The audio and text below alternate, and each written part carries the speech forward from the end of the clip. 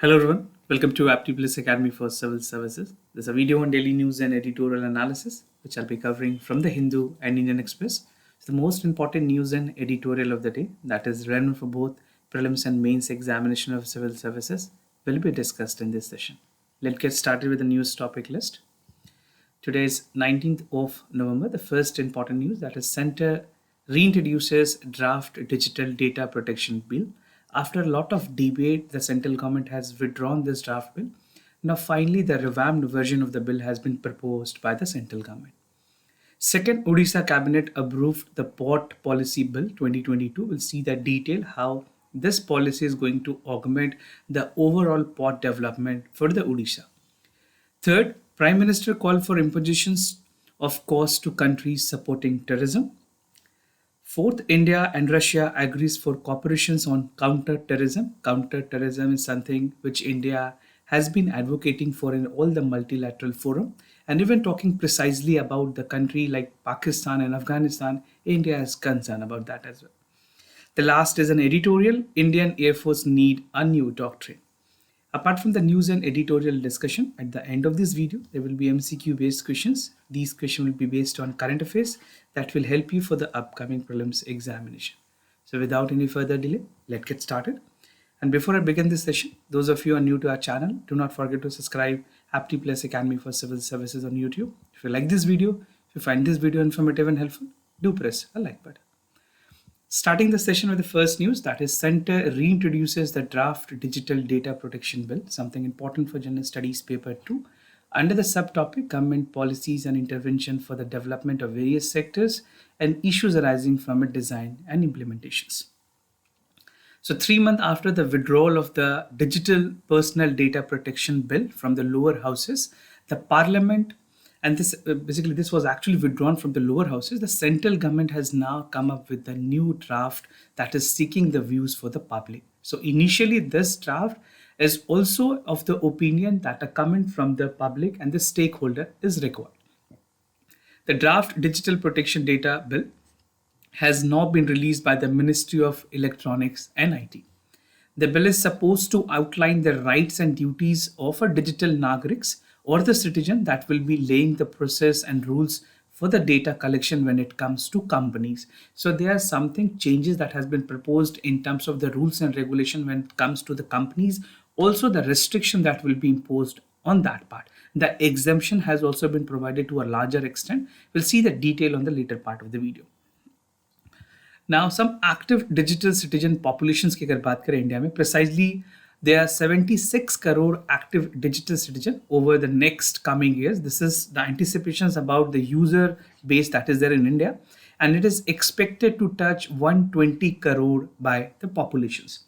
And even India is the largest connected democracy in the world and is among the highest consumer and producer of data per capita compared to any other countries. If you precisely look into the data for the developed countries like United States and even for China, India is the country which has comparatively it has the highest number of consumer in terms of the data.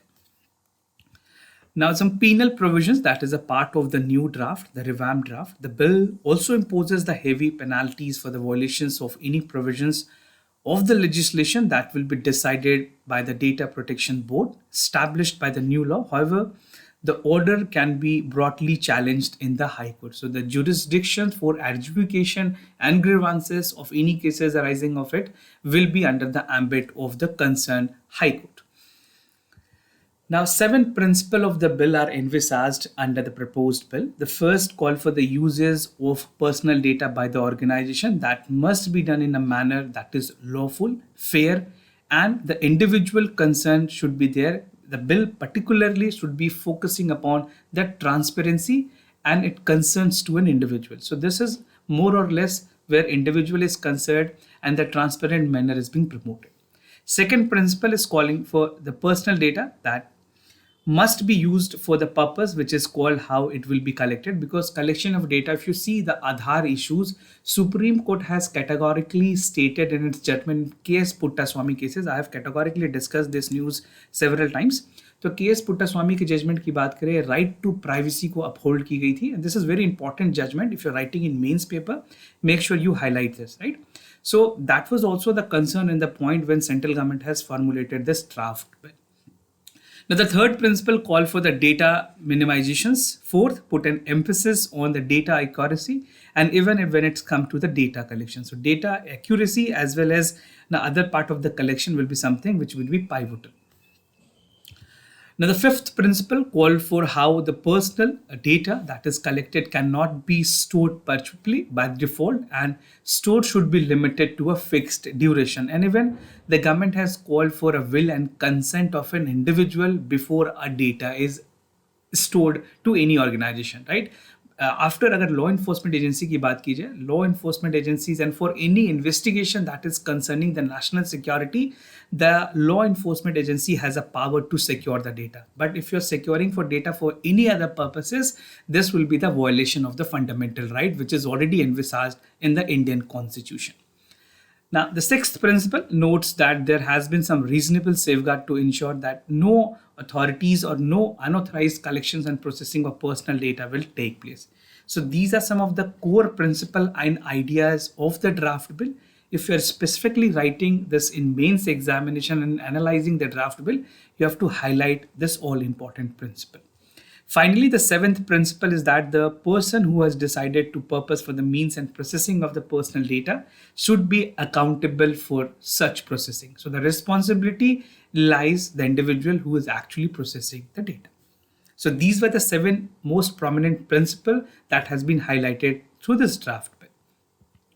Now, the consent of individual is very important and it's a part of the bill. The bill required the consent of an individual on the basis of processing their personal data, except in circumstances where data principle is impracticable, inadvisable due to present concern or the pressing concern. As I've told you, the law enforcement agencies are only mandated to secure the data.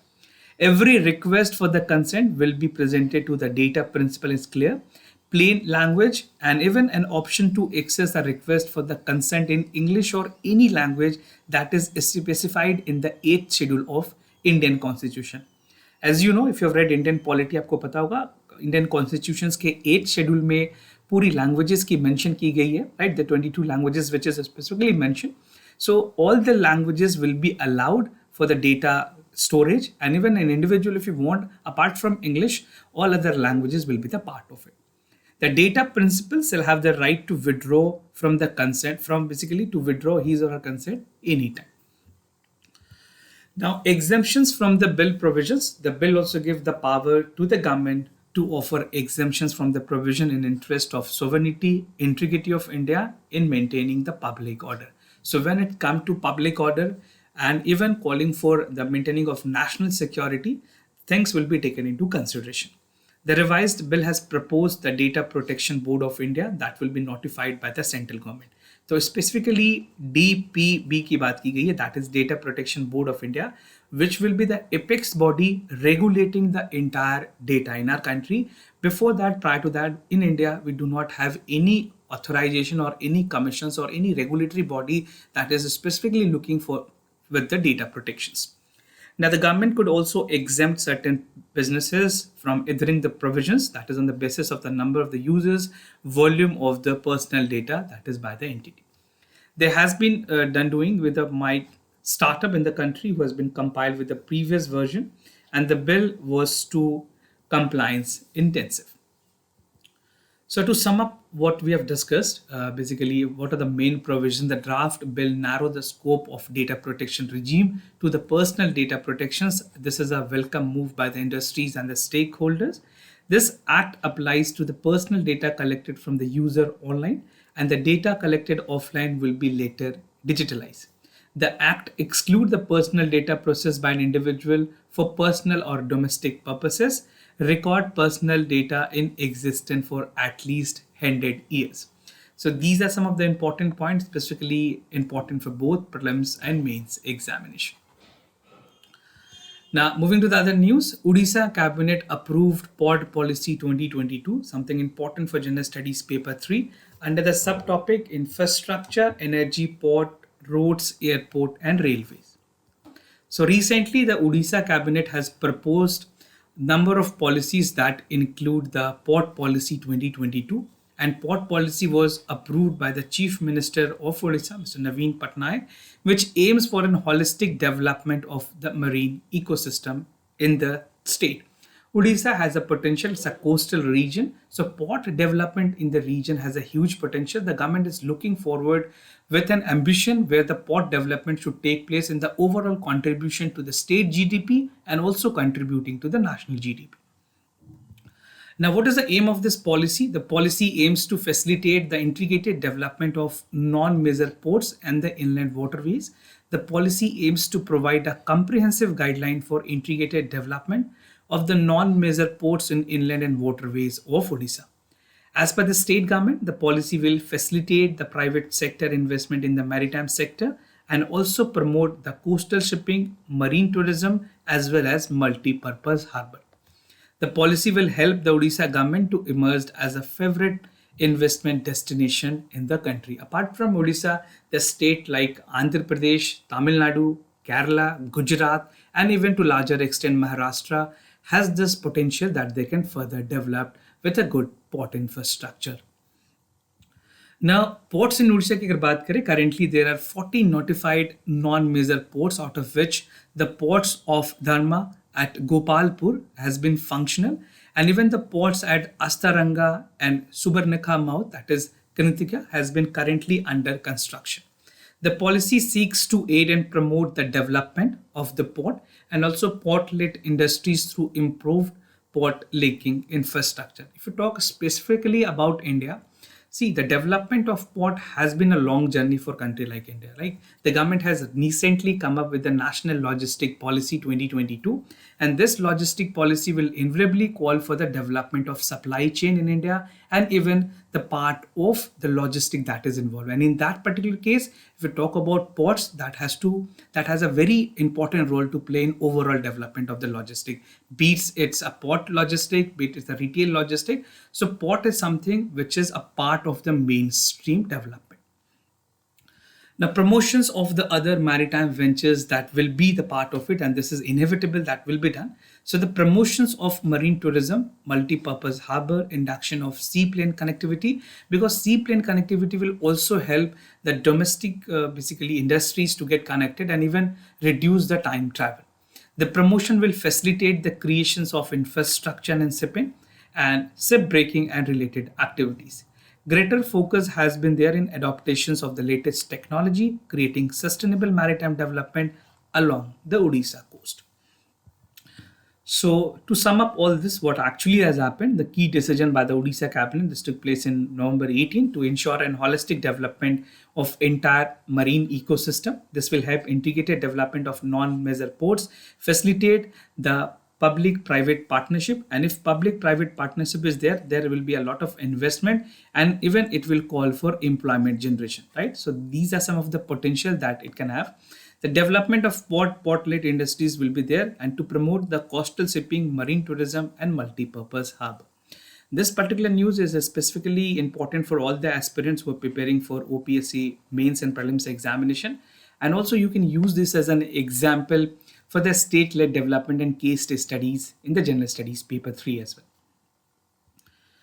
Now, PM called for imposition of costs to the countries supporting terrorism, something important for General Studies paper 2, under the subtopic bilateral regional grouping and agreement involving India and affecting India's interest. So, addressing third, no money for terrorism ministerial conference on the counter-terrorism financing, the Prime Minister has stressed the need for imposing cost on the countries that support terrorism. So India was indirectly pointing to Pakistan. Specifically, India have a problem with Pakistan when it comes to promotions of terrorism. And many multilateral forum, India has been vocal about this, that the country who is supporting terrorism should be heavily penalized, should be heavily sanctioned. Now, in similar tone, the Union Home Minister addressed the separate sessions of the conference where he said that the country that seeks to undermine and even hinder the government collectively should be resolved to fight the terrorism. The Ministry of Home Affairs is organizing a conference that will be attended by 450 delegates over 75 national and international organizations. Right? अगर FATF की बात करें, उन्होंने पाकिस्तान को grey list में रखा है, and even there are other sanctions that is always there from the many other countries. So if you talk about the other problem that India is facing in terms of terror financing, India need to curb it, and even the G20 platform, which India will be having a presidency, will be a right platform to even utilize this to stop and curb the menaces of terror financing. An official said that the Pakistan and Afghanistan are not participating in the conference, while China was invited, but it did not participate. India की demand क्या है इस context में? So during the last 2 decades, India has repeatedly sought the inclusion of several Pakistan-led organizations and leaders, which include Lashkar-e-Taiba and Jaish-e-Mohammed.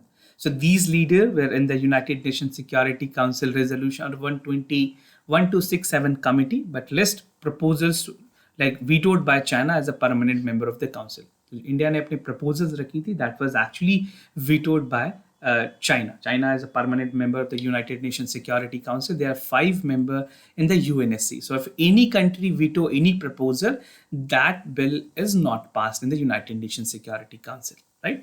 Now, Pakistan is accused of providing all round of support to terrorism organizations carrying attack in India, particularly in state of Jammu and Kashmir. It is evident that the terrorism specifically in Jammu and Kashmir has been a long journey.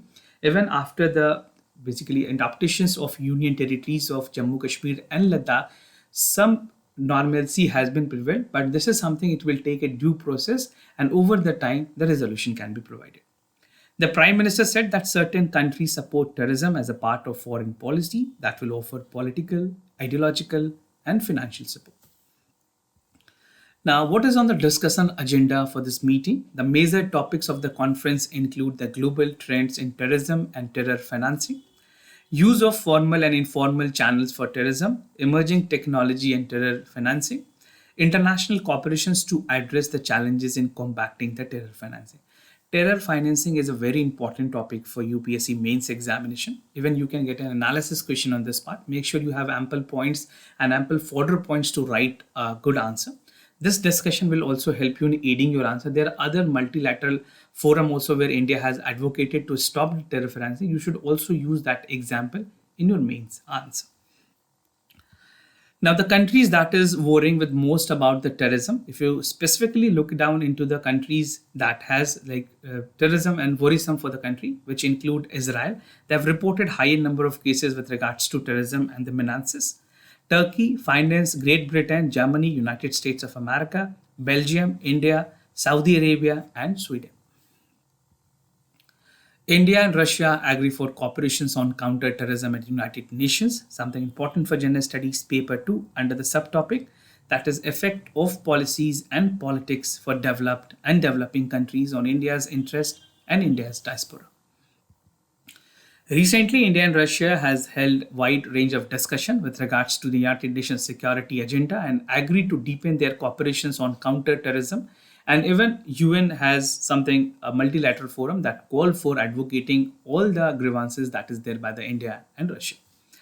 This was the third round of consultation that was held between India and Russia. What was the agenda of the discussion and what will be the agenda of discussion?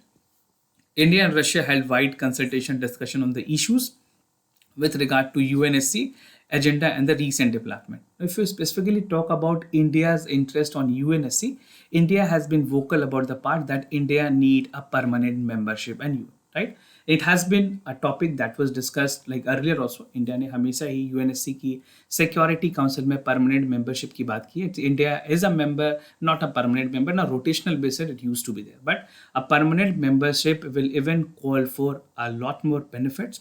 And even to a larger extent, India look forward for the veto power also, which is something which will take time. It is a due process that has to be followed. But for time being, India want a permanent membership. Both countries agreed to deepen the cooperations on counterterrorism, UN and multilateral platform. The consultation has reaffirmed multi-commitment to further strengthen the bilateral coordinations between India, Russia and United Nations. India planned to chair a special briefing to challenges of the global counterterrorism architectures on December 15, 2022. And at this point, if you want to supplement your answer, you can also use the G20 platform, which India will be using. The India's presidency for G20 is starting from December 2022, which will last till November 2023. Right, so this will be a time, this will be a platform which India can use for potentially exponential, basically the things and priority that India has in terms of global agenda. Now, moving to the editorial of the day, Indian Air Force needs a new doctrine, something relevant for General Studies Paper 3 under the subtopic Various Security Forces, Agencies, and their Mandate.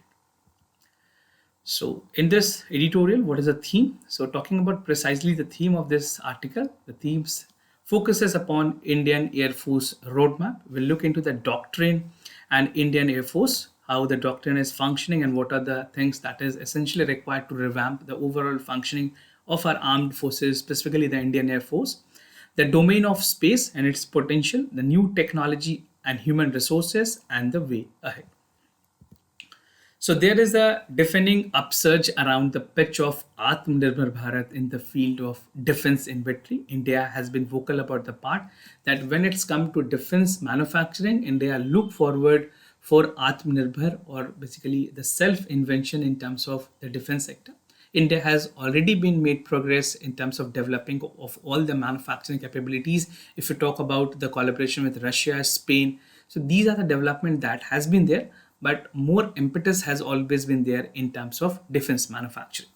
In the recent time, things has improved vastly, but the debatable issue is whether these events will be guided by some long-term institutionalized thinking and planning. So here the clarity in terms of planning, in terms of implementation, in terms of thought process is evident in this editorial.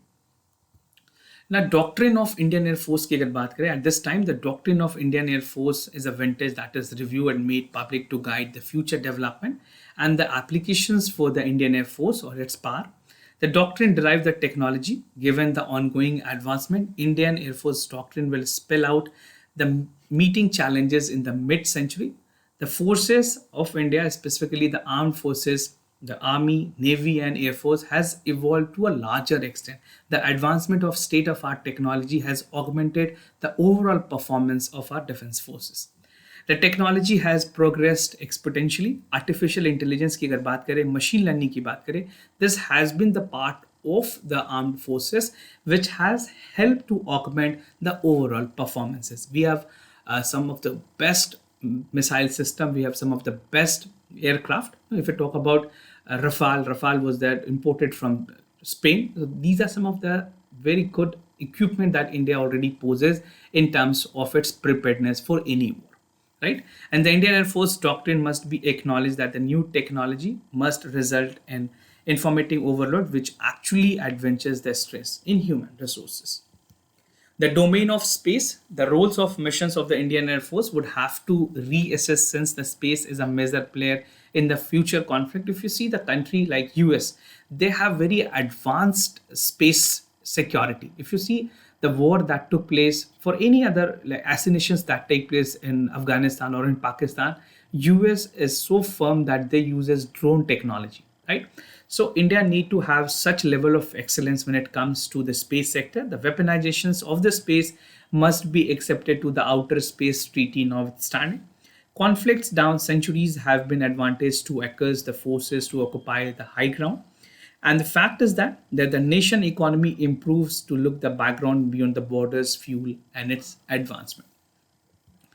The new technology and human resources is something that is going to play a very important role. The world is already graduated to multi-domain operations where cyberspace, electromagnetic spectrum, influential operations has been activated together on the stage as a whole and government approach towards meeting the national objectives.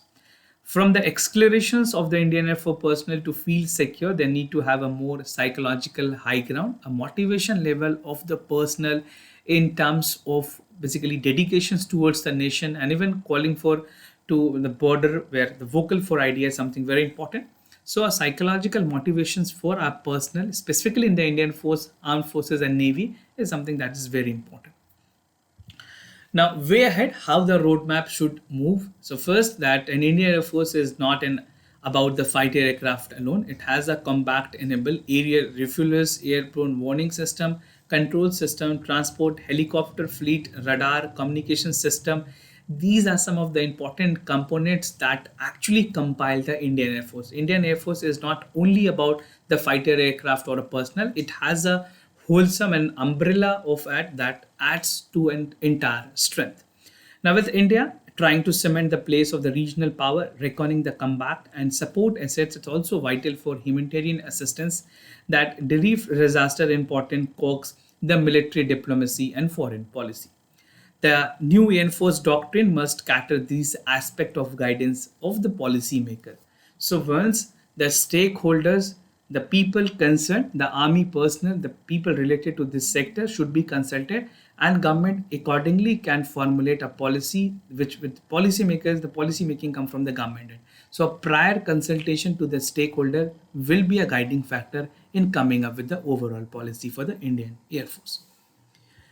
Now moving to the MCQ questions of the day. Before I proceed, just to tell you the answers of yesterday questions. For first question, the correct option is C. For second question, the correct option is A.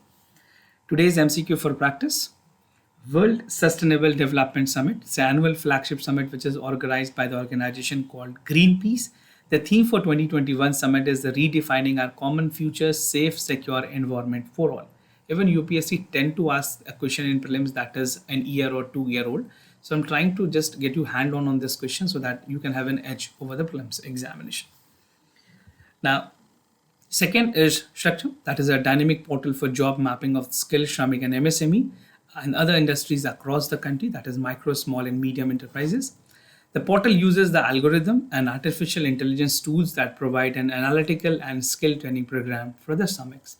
So this was all about for the daily news and editorial analysis, followed by the MCQ questions. If you have any other concern, you can let me know.